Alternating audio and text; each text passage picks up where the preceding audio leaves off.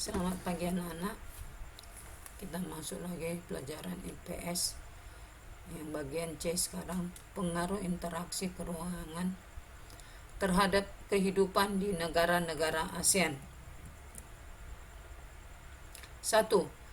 Pengaruh faktor alam terhadap perubahan ruang dan interaksi keruangan. A. Faktor iklim.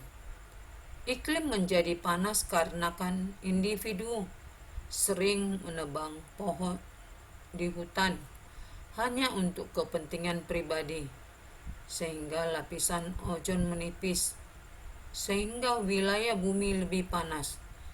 Kamu bisa lihat gambar ini, bahwa manusia serakah semua berkepentingan untuk menebang pohon. B. Faktor geologi.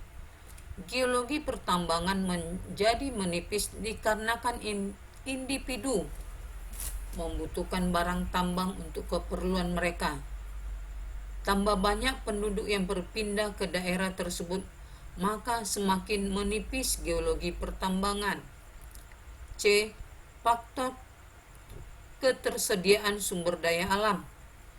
Ketersediaan yang ada juga semakin menipis karena individu membutuhkannya, dan banyak masyarakat yang pindah ke daerah tersebut, sehingga banyak masyarakat yang menggunakan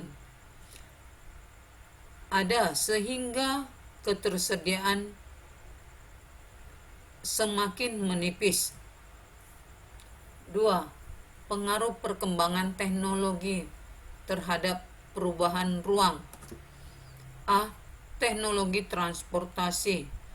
Perkembangan sarana transportasi membutuhkan ruang sebagai sarana dan prasarana penunjang. Kamu bisa lihat sekarang ini semakin banyak mobil roda 2. Kalau kita perhatikan, kalau kamu pernah mendengar berita di Jakarta, semakin banyak, kita sudah tahu ada Transjakarta atau yang disebut dengan busway, kereta, dan MRT. Semakin banyak teknologi transportasi di Jakarta. B. Teknologi komunikasi. Keberadaan telepon seluler memungkinkan komunikasi berlangsung praktis dan mudah. Perbedaan ruang dan waktu tidak menjadi hambatan untuk berkomunikasi. Contoh lain teknologi komunikasi yaitu televisi, radio, dan internet. Kamu bisa melihat sekarang kamu sudah memegang HP. Kamu bisa bertelepon kepada saudaramu yang di daerah yang lain. Tidak membutuhkan waktu yang lama.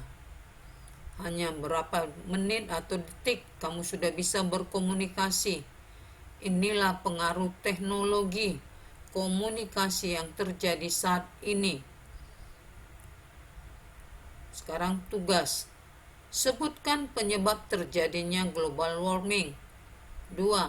Sebutkan upaya yang dapat dilakukan agar dunia tidak mengalami global warming. 3. Sumber daya alam non-hayati yang tidak dapat diperbaharui agar tidak semakin menipis. Upaya apa yang dapat dilakukan manusia? 4. Jelaskan dampak negatif dan positif pengaruh perkembangan teknologi. Ini baik teknologi transportasi maupun teknologi komunikasi. Jadi semua teknologi, apa dampak positifnya dan apa dampak negatifnya.